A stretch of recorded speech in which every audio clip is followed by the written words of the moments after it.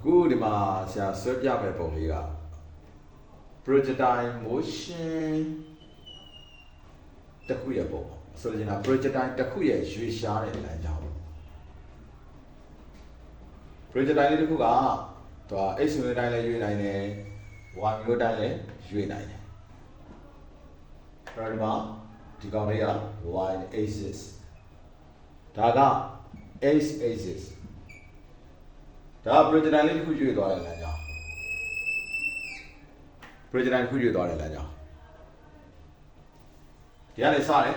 အပေါ်တက်သွားတယ်တဖြည်းဖြည်းနဲ့အောက်ပြန်ကျတယ် projectile ရွေ့သွားတဲ့လမ်းကြောင်းအဲ့တော့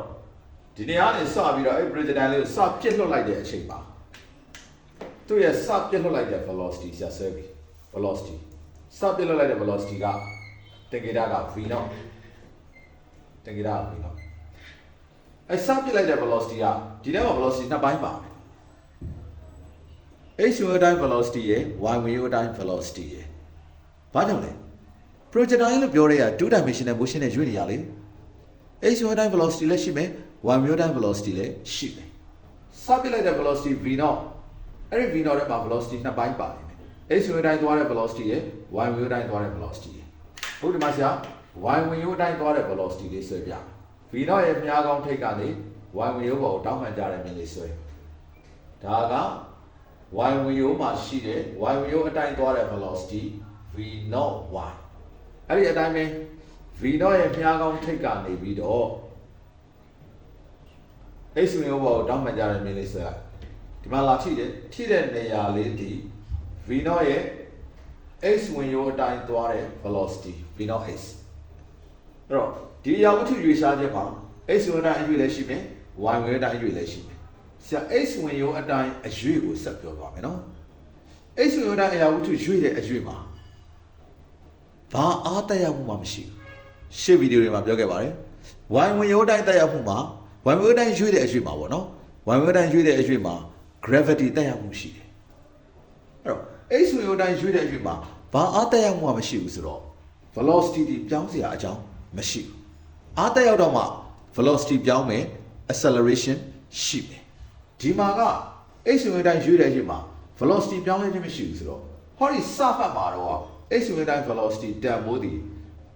10 meter per second ရှိတယ်ဆိုရင်ဒီအပေါ်နားလေးရောက်သွားလေ x ဝင်တိုင်း velocity က10 meter per second ပဲအဲ့တော့ velocity ရဲ့တန်ဖိုးပြောင်းလဲခြင်းမရှိဘူးဆိုတော့ဆရာတို့ကအဲ့ဒီ x ဝင်တိုင်း velocity ကိုသွားဆွဲတဲ့အခါမှာ velocity ရဲ့မြားအရွယ်အစားသည် velocity ကိုကိုစားပြတဲ့မြားအရွယ်အစားသည်ပြောင်းလဲလို့မရဒီမှာတော့ v naught x လေးမင်းတို့ဆွဲထားတာ1 cm ဆိုဒီနားရောက်ရင်လည်း1 cm အရှိပဲဆွဲရမယ် velocity ပြောင်းလဲခြင်းမရှိဘူးဒီမှာ10 meter per second ဆိုဒီမှာလည်း10 meter per second ပဲဒီမှာတော့စတင်ပြည့်လွတ်တဲ့အချိန်မို့လို့ velocity ကို v naught x လို့ခေါ်တယ်ဒီရောက်တော့အမှတ်နောက်တနေရာပြောင်းပေါ်လို့သူ့ကိုဆရာတို့ vx လို့ပြောင်းနာမည်ပေးလိုက်တယ် vx လို့နာမည်ပေးလိုက်တယ်ဆိုရင်တန်ဖိုးတွေတူတူပဲဆိုဒီကောင် vx လို့လည်းခေါ်လို့ရတယ်ငကူအတိုင်း v naught x လို့လည်းဆက်ခေါ်လို့ရသေးတယ်ဒါ x ဝင်တိုင်း velocity ပြောနေရနော်တဖြည်းဖြည်းနဲ့အပေါ်ကိုဆက်တက်သွားတယ်ထိပ်ဆုံးမှတ်ကိုရောက်သွားပြီထိပ်ဆုံးမှတ်ကိုရောက်သွားတဲ့အချိန်မှာလဲ x ဝင်တိုင်း velocity ကဆက်ရှိနေမှာပဲဟောဒီထိပ်ဆုံးမှတ်ကိုရောက်သွားတယ် x ဝင်တိုင်း velocity ဆက်ရှိနေမှာပဲမူလအတိုင်းပဲသူ့ရဲ့အရွယ်အစားဆက်ဆွဲရမယ်ပြောင်းလဲခြင်းမရှိဘူးအဲ့တော့တော့နာမည်ပေးတယ် vh လို့ဆက်ခေါ်လဲရတယ် v naught h လို့ဆက်ခေါ်လဲရတယ်ဒီကောင်ရှေ့ဆက်သွားရင်အောက်ကိုပြန်ကျလာအောက်ကိုကျလာတဲ့အချိန်မှာဆရာအမှတ်လေးတစ်ဖက်ထပ်မှတ်မယ်ဆရာဒီမှာမှတ်တဲ့အမှတ်ဒီဘက်ကအမှတ်နဲ့တန်းတယ်မှတ်လိုက်တယ်မှတ်လိုက်ပြီးတော့ x ဝင်တိုင်း velocity လေးဆရာဆွဲမယ် x ဝင်တိုင်းရှိတဲ့ velocity ဒီကောင် vh လို့နာမည်ပေးလိုက်ရတယ် v naught h လို့ဆက်ခေါ်လိုက်ရတယ်ဒီမှာတော့သူက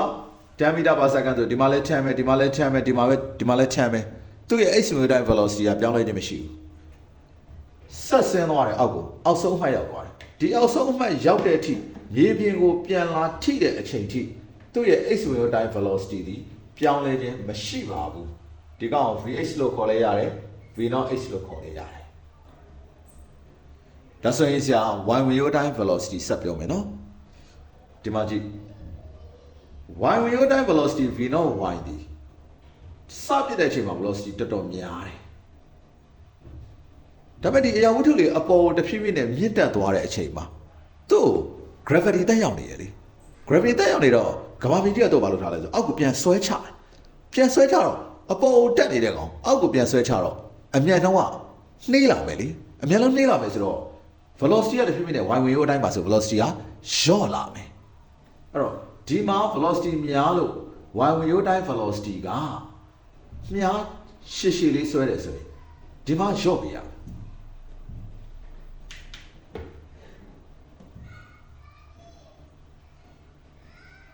ဒီမှာကရော့များလေးတူသွားတယ်ဒါလေးက v naught y လို့တော့စမခေါ်တော့ velocity ကပြောင်းလဲသွားလို့ vy အဲ့ကောင်ရှေ့ဆက်တက်သွားတယ်ဒီနောက်ကိုရောက်တယ်ဒီနောက်ကိုရောက်သွားတဲ့အချိန်မှာကျတော့ထိတ်ဆုံးအမှတ်အမြင့်ဆုံးအမှတ်သူတက်နိုင်တဲ့အမြင့်ဆုံးအခြေအနေရောက်သွားပြီဆက်မတက်နိုင်တော့ဒီနေရာမှာအပေါ်ကိုတက်နိုင်တဲ့အခြေအနေမရှိတော့တဲ့အတွက်အပေါ်ကိုတက်နိုင်တဲ့ velocity မရှိတော့ vy တမို့မရှိတော့ vy တမို့က0ဖြစ်သွားပြီဟောဒီအမှတ်ကလေးမှာအရာဝတ္ထုတွေအပေါ်ဆက်မတက်တော့ပဲရပ်သွားမှာ vy တမို့က0တဖြည်းဖြည်းနဲ့ရှေ့ဆက်သွားရင်ကမ္ဘာမြေကြီးရဲ့စွမ်းငင်ရတော့သူတဖြည်းဖြည်းအောက်ပြန်ကျလာအောက်ကိုပြန်ကျလာတော့ကမ္ဘာမြေကြီးစွမ်းငင်ရတော့အောက်ပြန်ကျလာဒီမှာအပေါ်ဆက်မတက်နိုင်တော့အောက်ပြန်ကျတယ်ဆိုတော့ velocity ပြန်ရှိလာပြီ gravity တက်ရောက်မှုကြောင့် velocity ပြန်ရှိလာပြီဒါဆိုရင် velocity ပြန်ရှိလာပြီဆိုတော့ဒီမှာ y ဝင်ရိုးအတိုင်း velocity လေးကိုဆွဲလိုက်မယ်ဒါအောင်လည်းနာမည်ပေးတယ် vy ပဲဒီမှာတန်ဖိုးရှိတယ် vy တန်ဖိုးတစ်ခုရှိတယ်တဖြည်းဖြည်းနဲ့အောက်ကိုဆက်ဆင်းနေဟောဒီအောက်ဆုံးမှတ်ကိုရောက်သွားတယ်ဒီအောက်ဆုံးမှတ်ကိုရောက်သွားတဲ့အချိန်မှာသူ့ရဲ့ velocity y ဝင်ရိုးတိုင်း velocity ဒီမူလအတိုင်းပဲအများဆုံးအခြေအနေပြန်ရောက်သွားပြီ y ဝင်ရိုးတိုင်း velocity အများဆုံးအခြေအနေပြန်ရောက်သွားပြီ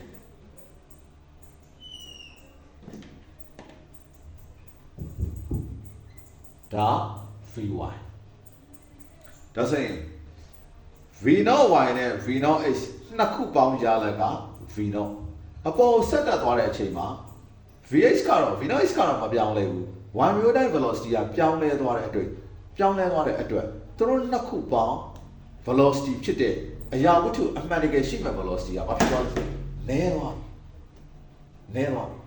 တော့အဲ့ဒီအရာဝတ္ထုအမှန်တကယ်ရှိတဲ့ velocity ကိုဆွဲတဲ့အချိန်မှာလဲမြားလေးဘာလုပ်ပြရလဲဆိုလို့ရှိရင်တူပေးရမှာမူလတဲ့ဆိုင်မြားလေးတူပေးရ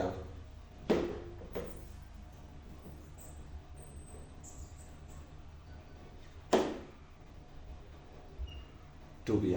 ဒီကောက်တဲ့ဆိုင်တူသွားပြီဒီမှာကြတော့ y ဝင်ရိုးတိုင်း velocity မရှိတော့ဘူးဆိုတဲ့အတွက်ကြောင့်မလို့ h ဝင်ရိုးတိုင်းရွေးတဲ့ velocity နဲ့အရာဝတ္ထုအမှန်တကယ်ရှိတဲ့ velocity နဲ့ကအတူတူပဲဖြစ်သွားပြီဒီအမှတ်ပါအဲ့တော့ဒီမှာစပြတဲ့ velocity က v naught ဒီနားရောက်သွားရင် velocity ပြောင်းသွားလို့ v လို့ထားလိုက်တယ်ဒီနေရာရောက်သွားတဲ့အချိန်မှာ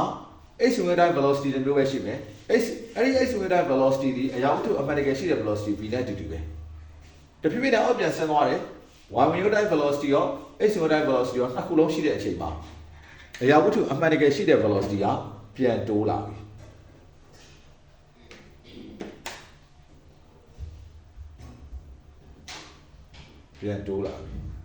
အဲ့ဒါပုံလေးဆွဲရတာနည်းနည်းအဆင်ပြေတော့ဖြစ်သွားပုံဆွဲတာနည်းနည်းကားသွားတော့နော်ဒါအရာဝတ္ထုအမှန်တကယ်ရှိတဲ့ velocity v ဟောဒီအောက်ဆုံးအမှတ်ကိုရောက်သွားပြီဆိုရင်အရာဝတ္ထုအမှန်တကယ်ရှိတဲ့ velocity